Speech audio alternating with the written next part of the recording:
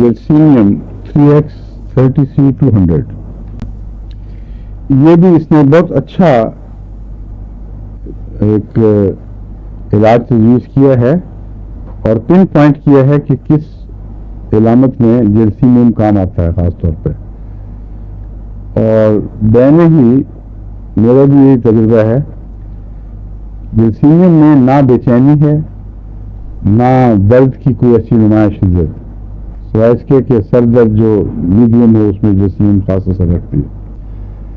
लेकिन इसमें इन्फ्लुएंजा में बहुत कारआमद दवा है और भी बहुत सी दवाओं बीमारियों में जर्सीनियम हम तजुर्बे से इस्तेमाल करते हैं।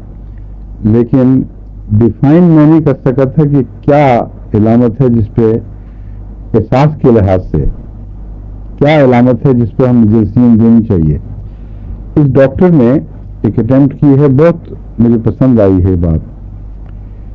कहता है इसमें जो खास इलामत जर्सीनियम की है वो non describe feeling of being miserable.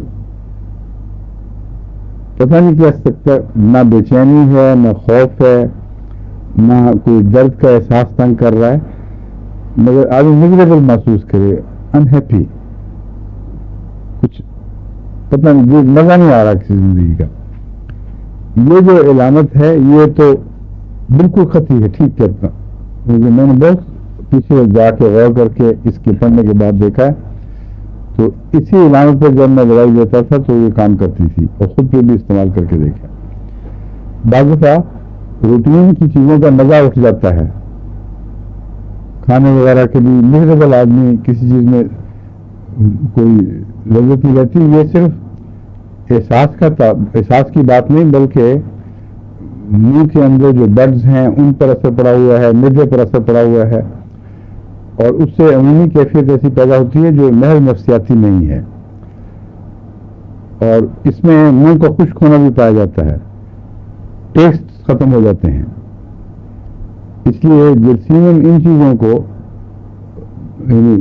गुमशुदा ज़ौक़ी एहसासात को बहाल करने में और अमूमी जो बेचैनी नहीं बल्कि वही बदमज़गी की कैफियत उसको दूर करने में अच्छी दवा है। और ये जर्सीनियम को 3X से लेकर 200 तक तजवीज़ करता है।